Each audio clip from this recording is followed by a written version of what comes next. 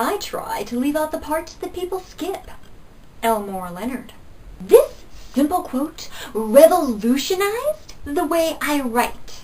When you write, you want to engage your reader. Your goal is to entertain them and keep them reading. But should you really be aware of them? One of the things that most often bores me in a book is description. It could be argued that I have a short attention span, but I don't think that that's it. I love the richness of classic literature like Austen and Tolkien, and it must be admitted that they are wordy writers. Upon further consideration, I believe I have identified what my exact annoyance with description is. It is there for the reader's benefit. Settings and descriptions, lengthy or otherwise, rarely have anything to do with the story. The only purpose they serve is to inform the reader of the mental picture they should be forming about this particular setting. Don't get me wrong, I'm not saying that description isn't important. Setting is key to a story. However, I think sometimes the author gets so caught up in detailing this mental image for their reader that they forget about their character who's left to twiddle his thumbs on the sideline while the author describes it all outside of the action. The biggest problem with description is that I find it not only dull, but distracting. Instead of taking into account the moment of the story, description is often added as a touch-up, so the reader can appropriately picture the setting and results in taking me away from the plot. It takes me out of the story. Now, don't get your knickers in a twist. This is actually a simple fix. In becoming a little more aware to this grand pet peeve, I have found that the only way I find description compelling is when it actually carries the story with it. That doesn't mean only describing the things that are immediately relevant or involved, because that would leave the reader half blind.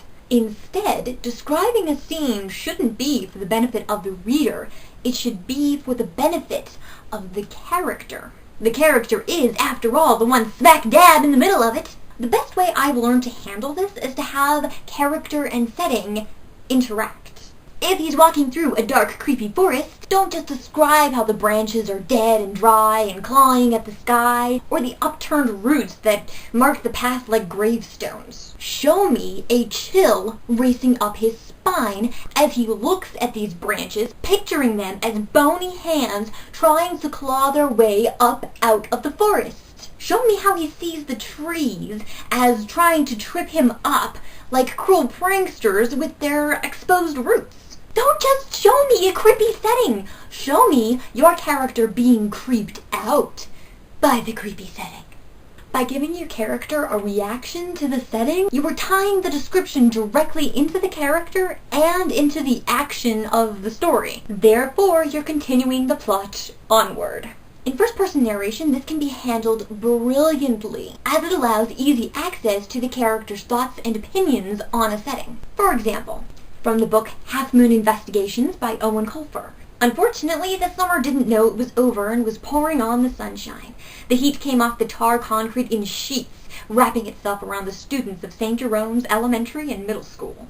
Though wordier than just saying it was unusually hot for fall, this description is humorous, picturesque, and bursting with the character's personality.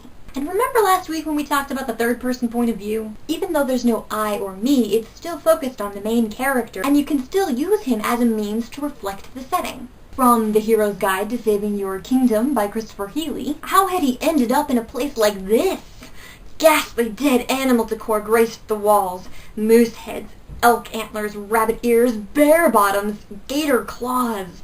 Directly below Frederick's seat, the wooden floor was stained with what he hoped was red wine.